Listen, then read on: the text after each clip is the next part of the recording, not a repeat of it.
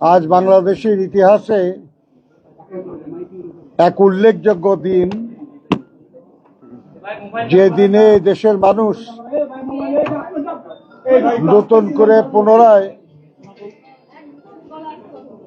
এ দেশে গণতন্ত্রের পরীক্ষিত শক্তি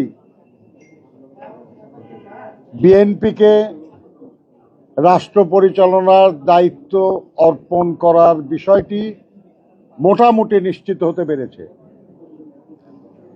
এই ব্যাপারে পরম করুণাময় আল্লাহ তাআলার কাছে কৃতজ্ঞতা এবং জনগণের প্রতি ধন্যবাদ জানাবেন আমাদের দলের চেয়ারম্যান জনাব তারেক রহমান। আমি ওইদিকে না যেয়ে আপনারা যারা সংবাদকর্মী ভাই ও বোনেরা আছেন তাদেরকে ধন্যবাদ জানাতে চাই যে আপনাদের মাধ্যমে আমাদের কথা, আমাদের কাজ, আমাদের ভবিষ্যৎ কর্মপরিকল্পনা জনগণ জানতে পেরেছে এবং সেই অনুযায়ী জনগণ আমাদেরকে ভোট দিয়েছে। আপনাদের সবার প্রতি সেই জন্য ধন্যবাদ এবং কৃতজ্ঞতা জানাই।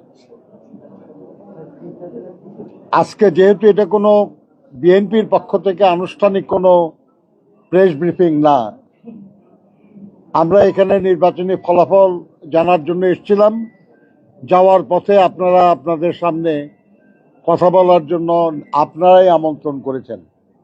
সেজন্য আমি আপনাদেরকে জিজ্ঞাসা করব, যদি কিছু প্রশ্ন থাকে করতে পারেন, কারণ খুব দ্রুত শেষ করতে হবে। আজকে জুমার নামাজের দিন, আমাদের ফিরে যেয়ে নামাজ পড়তে হবে।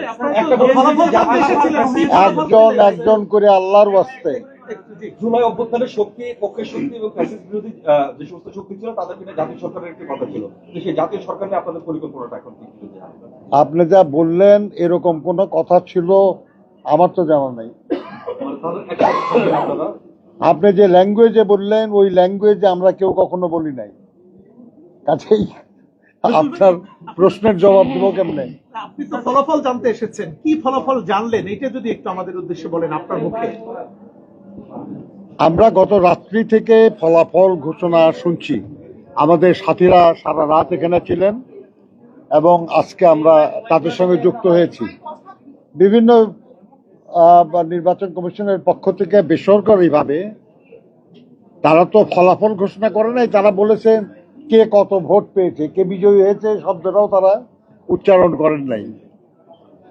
তো তার এর মধ্যে দিয়ে যতটুকু আমরা জেনেছি তাতে আমরা 2/3 বেশি আসনে বিএনপি বিজয়ী হয়েছে এবং বিএনপির সঙ্গে যারা যুক্ত ছিলেন জোটে তাদেরও অনেকেই বিজয়ী হয়েছেন।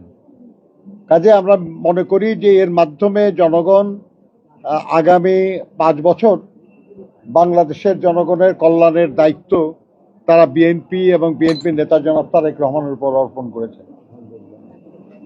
গণভোটে হ্যাঁ মোটামুটি জয়যুক্ত হয়েছে বলে আমরা ধারণা করছি। তাই তো হওয়ার কথা, কারণ আমরাও তো গণভোটে হ্যাঁ ভোট দেওয়ার জন্য জনগণকে আহ্বান জানিয়েছিলাম। নির্বাচনের সার্বিক পরিবেশ যা ছিল শতভাগ সন্তুষ্ট কিনা আপনার দল, বা আপনি তো সমন্বয়কের ভূমিকা পালন করেছেন, সেই হিসাবে এই নির্বাচন অন্যান্য নির্বাচনের সাথে যদি কম্পেয়ার করেন সেক্ষেত্রে মানে এটাকে কিভাবে মূল্যায়ন করবেন? কোন ব্যাপারে কে শতভাগ সন্তুষ্ট হয় ভাই? শতভাগ সন্তুষ্টি তো খুব কঠিন ব্যাপার। কতটুকু? মোটামুটি, কারণ আল্লাহর অসীম মেহেরবানি যে এর আগের অনেক নির্বাচনে আরো অনেক বেশি প্রাণহানি হয়েছে, অনেক বেশি ক্ষতিগ্রস্ত হয়েছে মানুষ, অনেক বেশি রাষ্ট্রীয় সম্পদ হানি হয়েছে। এবার আল্লাহর অসীম মেহেরবানিতে তেমন কিছু হয় নাই। এটা খুব গুরুত্বপূর্ণ বিষয়। তবে দীর্ঘদিন ভোট না দিতে ভোট না দেওয়ার যে একটা সংস্কৃতি আমাদের জনগণের মধ্যে গড়ে উঠেছিল সেটা পুরাটা আমরা ফিরিয়ে আনতে পারি নাই। আমরা আশা করি যে আগামী দিনগুলিতে আমরা পারবো জনগণকে ভোটের প্রতি আরো আগ্রহী করতে পারবো, যাতে সব মানুষই ভোট কেন্দ্রে আসে এবং তাদের অধিকার প্রয়োগ করে রাষ্ট্র পরিচালনার দায়িত্ব দেওয়ার ব্যাপারে। স্যার, চট্টগ্রাম 2 ও 4 আসনের ফলাফল আপিল বিভাগের আদেশের কারণে ঘোষণা করা হয়নি। ওখানে আমরা যতটুকু জানি বিএনপি প্রার্থী এগিয়ে আছে। এখন এই বিষয়টা সুরাহা কিভাবে হবে? আদালত এই ব্যাপারে সিদ্ধান্ত যখন দিবে, নির্বাচন কমিশন তখন এই ফলাফল আনুষ্ঠানিকভাবে ঘোষণা করবেন এবং গেজেট প্রকাশ করবেন। আর এই 2-3 জনের ছাড়াও বিএনপি সরকার গঠনের কোনো অসুবিধা নেই। ভোটের আগে বিএনপির যে জরিপ ছিল এবং প্রত্যাশিত যে ফল, দুইটার মধ্যে আপনাদের সব মিলে দলের পক্ষ থেকে বক্তব্য রাখবেন আমাদের দলের চেয়ারম্যান জনাব তারেক রহমান। আজকে আপনারা যদি সব ব্যাপারে আমার কাছে জানতে চান, আমি তো আপনার বলতে পারবো না, বলা উচিত হবে না আমার। তার মধ্যরাতে জামায়াত ইসলামের 12 সদস্যের একটি প্রতিনিধি দল এখানে এসেছিল, তখন রাত 4টা বাজে। সেই 12 সদস্যের প্রতিনিধি দল বলেছে, মধ্যরাত না, 4টায়। জি স্যার, তারা বলেছে যে ভোটের যে ফলাফল সেখানে কিছুটা ঘষামাজা করা হয়েছে এবং জনগণের রায় যদি প্রতিফলিত না হয় তাহলে তারা সামনের দিনে কঠোর আন্দোলন করবে। মনে কষ্ট আছে তাদের, তারা বলতেই পারেন। তবে কেউ কারোর বিরুদ্ধে কোনো অভিযোগ করলে সেটা প্রমাণের দায়িত্ব তার উপরই বর্তায়। যদি সত্যি সেরকম কিছু ঘটে থাকে তাহলে ওনারা সেটা প্রমাণ করতে পারলে যাদের বিরুদ্ধে তারা অভিযোগ করেছেন সেটা তাদের ব্যাপার, এটা আমাদের বিরুদ্ধে তো তারা অভিযোগ করেন নাই। আপনারা যে তৃতীয়াংশ আসলে আপনারা জয়লাভ করেছেন, আপনাদের যে জয়ের ব্যাপারে যে আশাবাদ ছিল তার সাথে সেটা মিলেছে কিনা ভাই?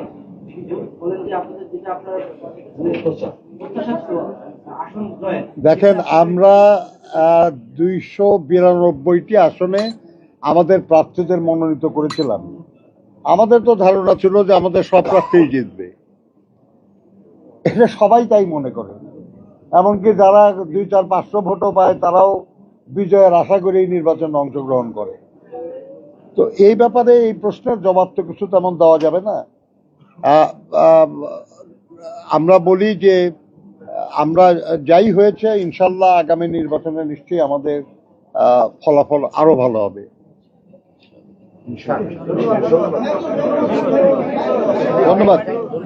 ধন্যবাদ।